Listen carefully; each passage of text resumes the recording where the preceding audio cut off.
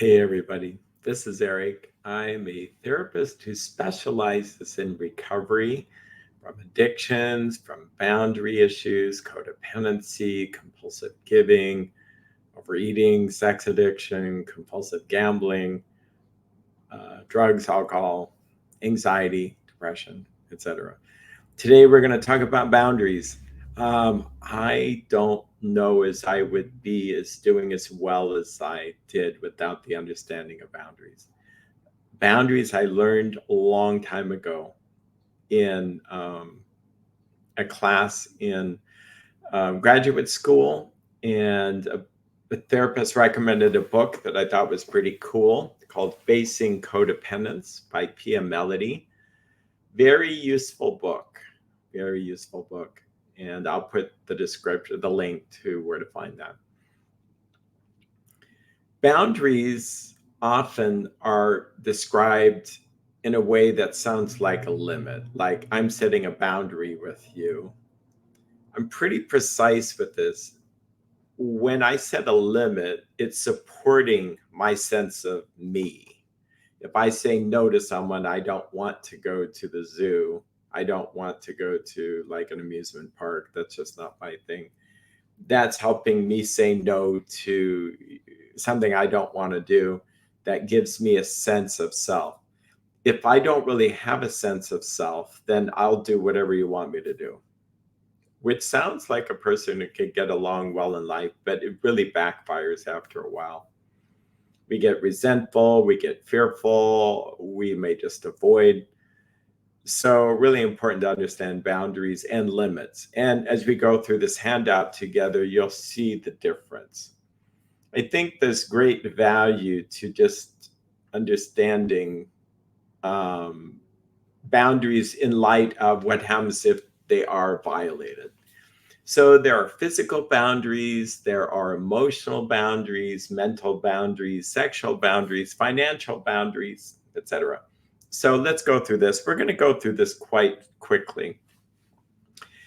Any kind of physical abuse is a sense that no one is seeing, a person's not seeing that other person is separate. And it's really important to see that other person is separate. So it's kind of like, no, I'm going to make you talk. You're going to eat those green beans. No, I'm not going to let you out. We're going to deal with this. So shoving, blocking, pushing, pulling, physical harm. Really, physical abuse and domestic violence is not really seeing that other person as having free will. And I'm going to manipulate and get them to do what I want them to do. That's really the roots. Occasionally, people get harmed in it physically. And it's really not an anger problem, as it really is a control issue. Any kind of inappropriate touch, well, obviously, the touch where you're being hit or spanked inappropriately, where it's just overboard. And spanking's a whole other issue, but it can be way overdone. Um, Obviously, being touched in a way that makes you feel creepy, you don't want to snuggle in bed with someone you don't want to snuggle with. Again, it feels creepy unless you have poor boundaries. You think, well, this is normal. I want to do this. And of course, that other person wants to do that. And that's the problem with boundary crossing. There's no sense of separateness, that they don't really get it, that the other person does not want to be touched. Hugging, even playful hitting, smacking the shoulder. And so unless someone says, gee, I don't really like it when you do that, they won't know. So that would be setting a limit to promote good, healthy boundaries.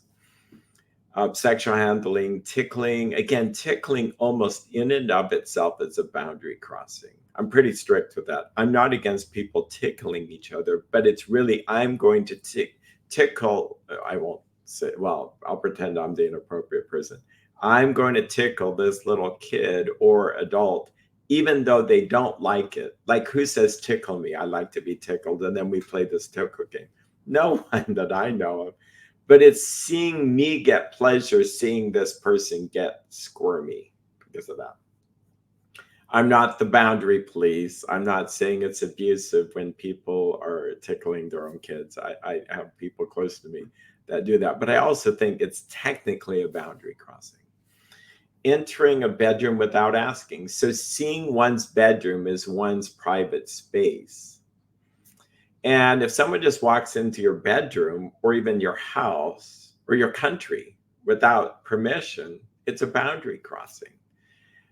If people have poor boundaries, think, oh, no, my country is your country, or my house is your house, or my bedroom is your bedroom. I remember having a friend, and I won't identify them in a way that's trying to make them feel bad, but they came over and sat between us, my wife and I, which was interesting, and also helped themselves to some chicken out of a refrigerator without asking. I mean, I might have said make yourself at home, but I didn't necessarily mean that literally. And I was a little bit shocked. That's how you know when boundaries are being crossed. You just kind of go, uh-huh. And then I kind of said, well, how do you know that we weren't going to eat that chicken? You know, so it's wild. That's a boundary crossing. Seeing that my chicken is your chicken. Anyway, we'll continue here. Cutting and borrowing clothes. And back to the bedroom entering. So if it's your own spouse, that's a different story. If it's your children, that may or may not be appropriate depending on where you set those limits. It may be appropriate if I say, can you go get my hairbrush? And the kid runs in there. But for kids to see the parent's bedroom as their own would be a problem. And even with beds, like whose bed is this? Is this my bed that you're sharing because you're a small child and had like nightmares? Or do they see their bed as your bed? And again, this is where you begin to see the separation and the development of boundaries, that when children are small, they don't really have boundaries per se. They see mom and dad as part of them, and when they ask for help, then mom and dad gives that to them, and it's appropriate. It's part of bonding. But when there's the beginning of separation, like two cells dividing, there's separation anxiety.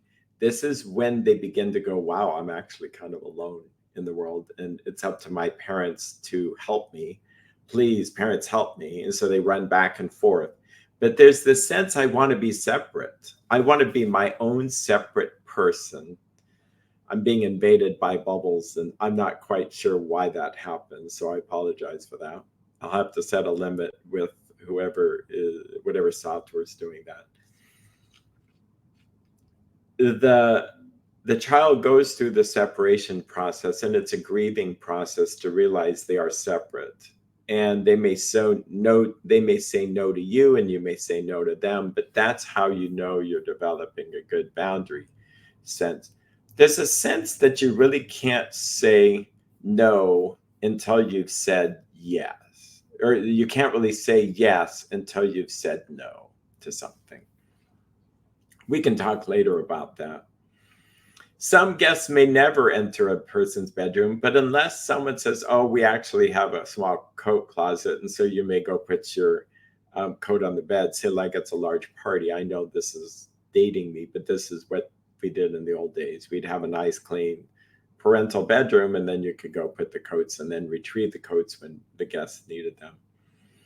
Cutting in line in front of others without asking. This is the same in traffic. There's not a sense that that was my personal space. And so people will cut in line, and there's just the dishonoring of boundaries, that this was my space. This was my place in line.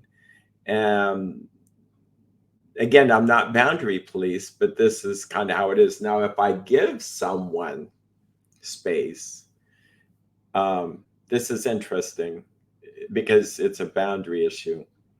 If I give space to someone ahead of me, that could work well. But if I give it to 10 people, I'm totally ignoring the fact that there's 5 people behind me, and I'm actually encroaching on their space. So it's really important to be really the heart of boundaries is to understand, where am I at and where are other people at? And do I have a sense of understanding that they are not me and that my actions could affect other people? If I have poor boundaries, then I just don't think about other people's space as much. So, not cleaning up after oneself, expecting other people to clean up after you is a boundaries problem. But also the concept that I'm maybe encroaching in someone else's space, that maybe they don't want dinner dishes left in the family room, and that other people have to see that. Again, if I have good boundaries, I would see that it's respectful, it's polite. A lot of manners have to do with boundaries. And a lot of poor boundaries end up being classified as being rude. Wearing others' clothes, using property without permission, taking things that don't belong to you, obviously stealing is a boundary crossing. Disregarding time arrangements or agreements, being late or early. Again, now being 5 or 10 minutes late is different than a person who's in their own time world. I sound negative by saying this, but their own time world, and they don't realize that when they're late, they're encroaching on someone else's time. That's why with counseling, I just have to cut it off and not have their issue bump my next client later. When I travel with someone, I would try to ask, what is your feeling about the airport? If they go, I love being there early, then I'll go early. If they kind of go, I don't like to be too early, I'm sitting there for hours, I can adjust, but I also want to have a sense of how early I want to be there so that then it works out well, so that I'm not holding a grudge because I'm doing what the other person wants solely. Pressuring a person to be ready earlier. Now, I've not known to do that because some family members don't really want to leave the same time I want to leave.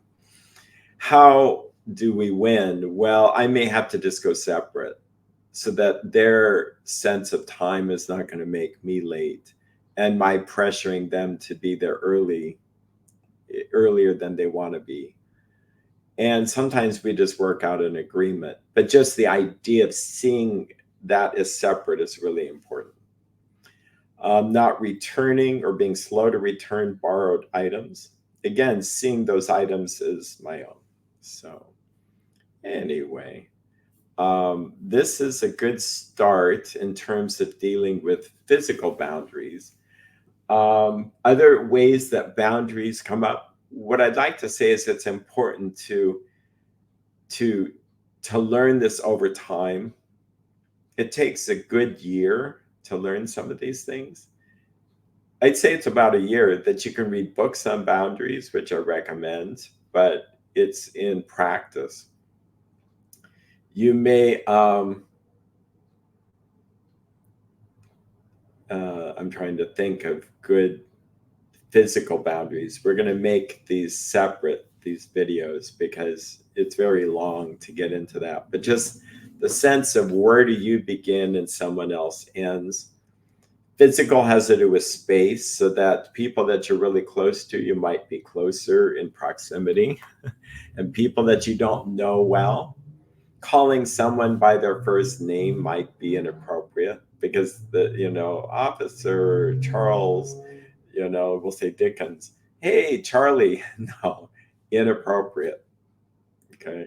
Calling, and we know this. And now, I know what I wanted to say is that different cultures have different boundary systems. Some cultures are very close in their proximity. They talk really up close, and they would share everything without asking. Your house would be their house. And is it a boundary violation? It just depends. This is all kind of relative as to what people's comfort levels are. They may think that people that have everything separate is being kind of rude and not giving. The question is, does it work? It doesn't matter what culture dictates, is it working? if people are being physically abused because their wives did not submit to the man, and so they're being beaten, that's a culture.